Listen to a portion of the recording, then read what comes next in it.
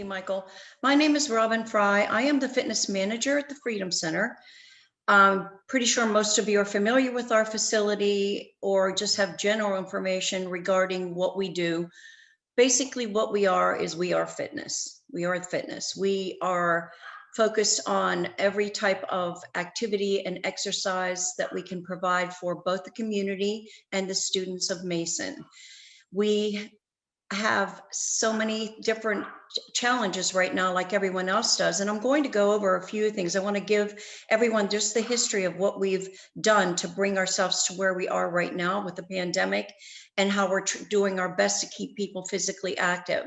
But the Freedom Center is a community-based organization, and we have programming for the community. One of our biggest assets, of course, is our children's camps and programming. And unfortunately, last summer, we didn't have any. And this year, I'm hoping with our Assistant General Manager, Amanda Michael-John, that she is working towards being creative and getting some of the children into our facility to partake in some activities and socialization, just like adults need it right now. So we closed in March last year. We did the best we could to serve our community by offering online classes through Facebook. We also had a licensing agreement with a Les Mills format that allowed us to have free on demand so people could work out at home.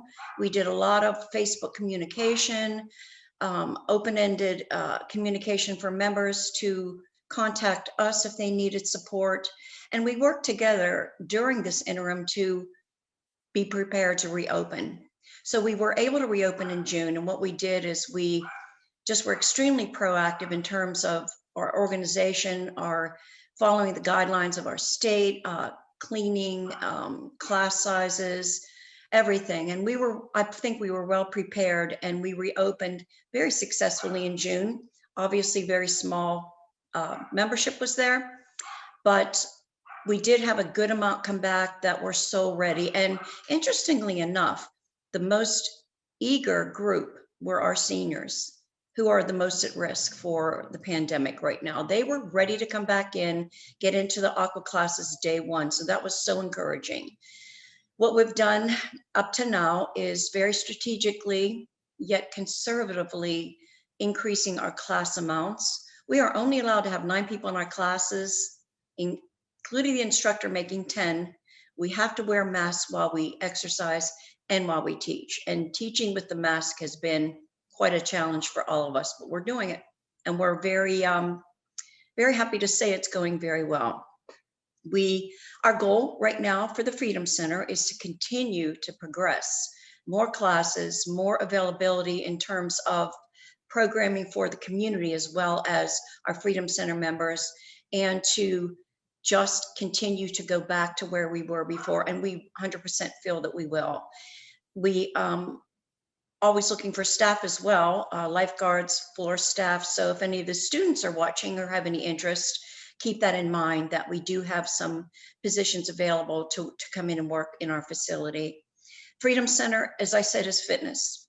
Fitness is health. So what we are looking to do now is, more than ever, through all the years that I've been with the Freedom Center, we've had many programs from weight loss to fitness classes. We still continue to have this process and this thought of making people just be active, but more now than ever, we have turned our focus to be health and wellness, because we've seen so many circumstances throughout this pandemic to where it's very systemic, of chronic disease leads to poor outcomes with the virus. Poor health leads to just so many things that we want to try to be in a primary position to prevent and be proactive with our community, not in the tertiary position where we're just reactive and helping people just cope with the functionality of their life. So that brings me to the Exercises Medicine Initiative that we've started. Actually, it's been in place a little over a year. And we do have another speaker that will be speaking with you in the near future, Tammy Roland, who is our community care coordinator, along with Deborah Stoney, will be giving you a lot more detail on this program. So we are partnered with American College of Sports Medicine with this program to bring, it is basically a clinical to community care program. And our outreach is not necessarily the members of the Freedom Center as much as it is the members of our community that need us the most. It's a big endeavor. It's very comprehensive. It's very multidisciplinary in terms of how we treat conditions and manage conditions. And there's a lot of behavior strategies and theories that we also are in, have to have in place with the whole program development. Pardon me. Sorry about that. Anyways, so we're very proud of this program. And the reason I bring it up now is because this is not a fitness program. This is a health program. This is health and wellness. And this is the most appropriate time to gather as many people as we can, as much interest as we can in our community to start getting towards better health outcomes in general. Where we come in on this, again, is the proactive end of it, not the reactive end. We want to be able to help people before conditions worsen, before medication is needed, before the quality of life, even at it could be 30s, 40s, 50s, 60s. It's really not necessarily age related, although most of our population would be a little older, that, starts understanding that they are coming across a lot of chronic disease. The other part of this that's important, and again, we look to our community to educate them, is 80% of healthcare costs are based on 20% of illness. It's not, you don't go to a doctor and talk about what exercise can you do or what do you do. It's typically reactive measures other than basic physicals. So what we want to do is we want to reach out even to healthcare systems and insurance companies, because we can, as a community, as a state, as a country, and globally, we can start to reduce healthcare costs and insurance costs and alleviate some of this. So we go from volume care of our community to value care, and it's value based. So this is where we really do come in, and we kind of refocus how we think about health and fitness. One of the good things about being physically active and being in good health is typically the outcome of that is that you either are or you become more fit. So that's the byproduct of that. It could be weight loss. It could be, just general good fitness and progression in athletic fitness. But it always starts with that basic understanding that we all need to go towards self-efficacy to achieve this. And it's got to be long-term. So this ties in with where we are. We're very excited about it. We have, in terms of what we offer now in our basic independent work with strength and cardio exercise, we have classes that go from, again, a senior population sitting in a chair doing yoga to very high-end, high-intensity classes that require a really high base of fitness. So we're very diverse in that as well, because we have a lot of community, we have a lot of populations to serve. We'll continue to do that as we listen to our members to see what they want to see in our facility. We are very open with our communication with them. I've learned so much from membership, and actually have incorporated some of their recommendations in terms of what we can offer, because it'll lead to their success, and their success leads to retention for us as well. So we really want to focus on that, and always remain a fitness center as our foundation.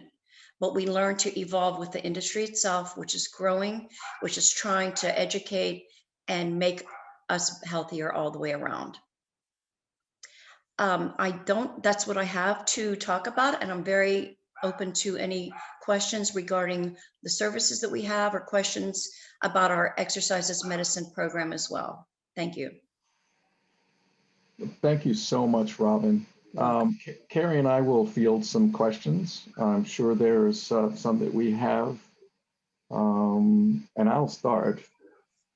What sort of engagement did your online offerings get? And were you able to know what the attendees' affiliation to the university was, like whether they were student, faculty, or community? Yes, that's a great question that, however, we were not able to differentiate between whether it was students or whether it was, our members, or even often on our Facebook, we had to, that would be open also to possibly non-members. So I did not have that information to provide. I can give you a general consensus. We offered a Les Mills on demand, which is usually a monthly fee. They were very, very they were very innovative throughout this whole circumstance, and they were very proactive. And I learned a lot from that and incorporating that into what we do at the Freedom Center. They already had processes in place to offer online services for people free of charge. What does that do? Maybe in the long term, it allows them to acquire some revenue in with people that decided to stick with that. So the answer to that, Michael, is no. We know that most of our population, I can say the majority of our Facebook population, the classes I do have and continue to have on that are definitely geared towards people that are either moderately conditioned or our senior population, because they're not quite ready to come back. And they are enjoying the yoga classes and something that we have called Smart Moves that's more geared towards our seniors. Thank you, Robin. We have a question coming from the chat box, or from the question box, about current operating hours. Okay, thank you. That our operating hours are Monday through Friday, 5 a.m. to noon, and then we open again at 4 to 8 p.m. That's Monday through Friday. Saturday, we are open 8 to 12, and we reopen 4 to 8. And then Sunday, we are open only in the morning for now, 8 to 12. So we kind of have a split shift in the afternoon where we're closed, but we do open very early during the week at 5 a.m. for anyone who needs to get in early. Great. I have another question, and then Carrie might have some in her docket. Where might a student or other community member, find help managing their well-being in general? I think the question is around, is there advising available in the Freedom Center outside of EIM, perhaps? Yes, that's a very good question as well, because it's not just about that population. In most cases, people join a fitness center, and I say in most cases, because they are making a change in their life, whether it be a small change to lose 10 pounds or a wedding coming up. People have different fitness goals, and people also have different goals that drive them emotionally to need to start exercising. So what we do is for now, what we're doing is any new member that comes in, we identify them to our fitness staff, and we do just a very basic introduction to our facility upstairs, because we want them to be able to come in and be confident in what they're doing as far as what their workout consists of, so that it's effective for them. And within that time frame, we do have some questions that are asked by whomever is doing the introduction that may lead us to a secondary communication with them, seeing that they may be interested in training, or we have little short programs as well. For example, one of them is called Results, and it's basically a 2-session program where they come in and we do a fitness assessment. And based on the assessment and questionnaire of what their goals and needs are, we then create a 4-week program that is written that they can do independently on their own.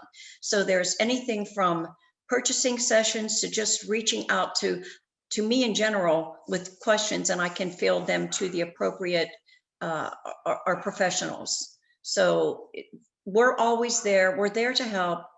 We want to make sure that anybody that comes to the Freedom Center, whether they're old members or new, are getting their needs met as far as health and wellness. Thank you. Carrie, I'm sure you have a question or two. Yes, I was wondering, for students, do you need to be a full-time student to have a membership, or do part-time students also have that membership? I am not sure. My understanding is that for the students, it's just any student is able to come in for the membership that is offered to the students. I can find out if you would like and get back to you on that, but I don't have that information. Yeah, that would be great. Thank you. That was my only question. Michael had some good ones. This is a question from me. I love the volume care to value care concept. I think University Life might use that, or at least use that phrase. It seems less about the numbers and more about the impact, which I really like. So my question to you is then, what does success look like with Freedom Center programs? It can be something as small as that single goal accomplished for a person that gives them confidence and creates something that could be long-term self-efficacy, to something more complicated, like a chronic disease that we are able to reverse in terms of medication needed, or someone who comes in after a cardiac event that we help to change their life. So it's a very client-centered answer. As long as we're successful with people and we are assisting them in what they personally feel is valuable to them, then we are successful. We have had people that have lost 100+ pounds with us.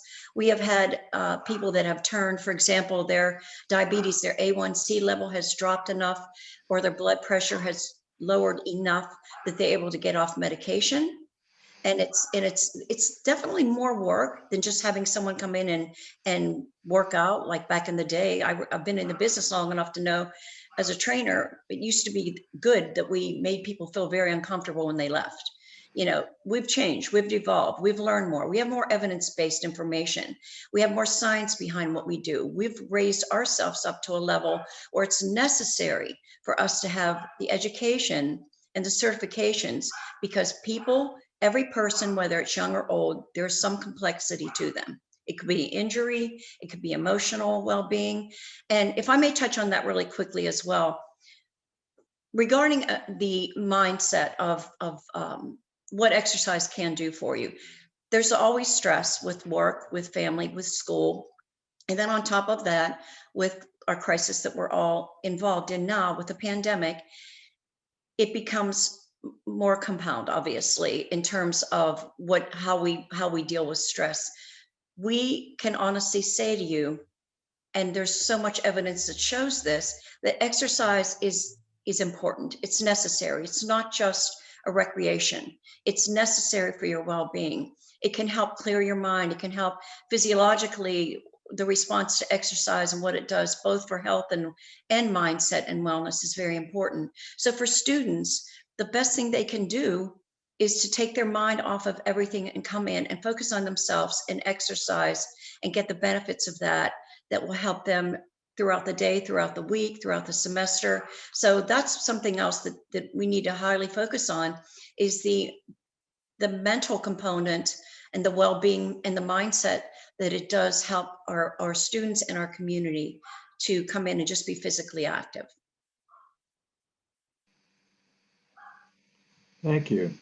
What is the environment in the Freedom Center? From what I understand of the history, it began, and you might want to mention a little bit of history, that the Freedom Center began, I don't know, decades ago or a decade ago or so, as a partnership. So the folks that come into the building are from all walks of life. Is that correct? It's correct. You can look at it two ways. It is absolutely part of our campus and our students, and part of George Mason University. And for me personally, I value that because I think it gives us so much credibility for what we do. We're not just a mom and pop fitness facility. Our environment is everything I pretty much mentioned to you throughout our conversation. And when you first said environment, I laugh because the first thing I think of is the mask policy. And we kind of have to have mask police happening right now, because we often find that we never want to be negative, but we have guidelines that have to be, and policies to be met. So the environment is obviously stricter in terms of our guidelines and our policies and procedures. But everybody who walks through the door right now knows that they're there and they understand what we're doing is for them to be safe. So the environment is, on one hand, something as comedic as that, not that it's comedic, but when you think of that, it does factor into it. But again, we've been there for, I believe it's since, I hope I'm correct on this, 1999. I wasn't there quite yet. And we've been in business for well over 20 years. And as long as I've been there, I've seen some wonderful and positive changes. We have the most amazing management staff in our facility, and they as well listen to our members, whether it's students or adults. And we have ears and eyes open all the time to just do the very best we can. Okay, I think there's time for one more question. So this looks like an appropriate question for, what does the future look like? Any plans and new programs? If you had a crystal ball, what would you say?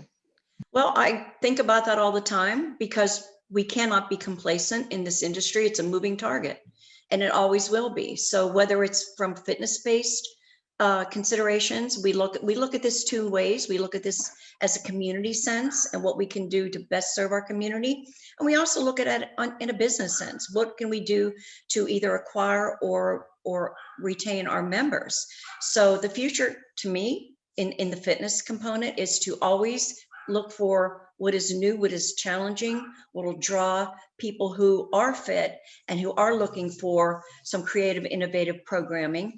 And it also, even equally, or if not more so right now, the future of the Freedom Center is that we are health and wellness, and we want to be on the forefront of being that in Northern Virginia, let alone our community.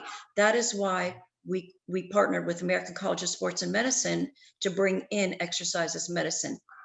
It's the gold standard of how to handle the future of increasing chronic illnesses, even at young ages. It's just the way we need to go, and that equally, if not more so, important. And what'll drive us forward is our response to what we do. And I also will mention part of our future. It's tentative, but we feel very strongly about this, is I've recommended that we do a cohort for exercises medicine using some of our community first responders. So it will be a smaller cohort, but it's a way to give back to the community and also get some important experience for us as the EIM pilot, to learn more from some of these people. So again, it's health, it's wellness, it's fitness, it's being on top of the industry, it's understanding what our members need and want, and it's being able to bring that with quality and integrity. What a compassionate perspective. Thank you. Thank you. Real quick, do you have,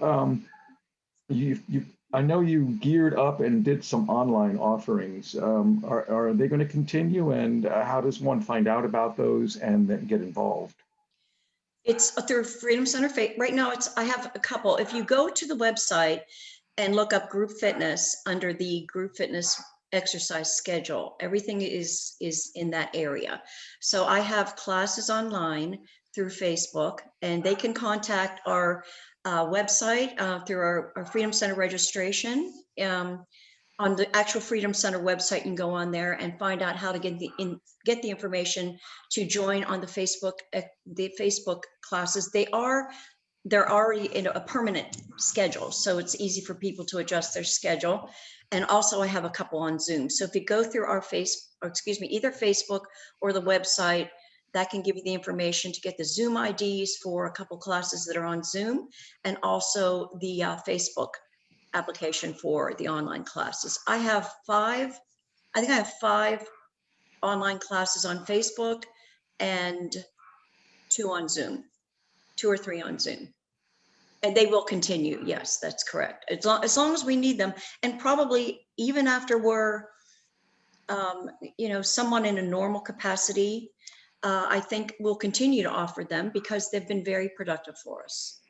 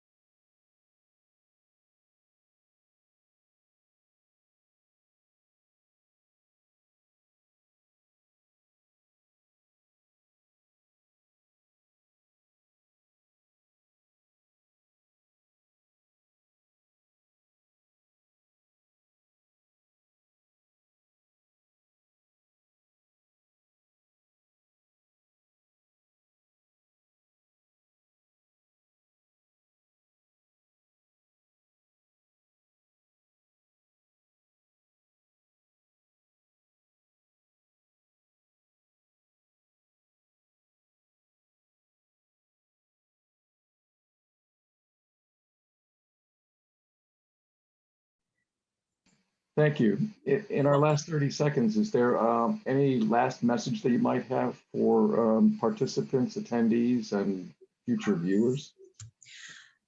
I want everyone to feel very comfortable to come to see us. I want everyone to let us help you, with what we do best within our scope of practice, to feel better about yourself, to clear your mind, to participate in some activities that will benefit you the most. We're here to help.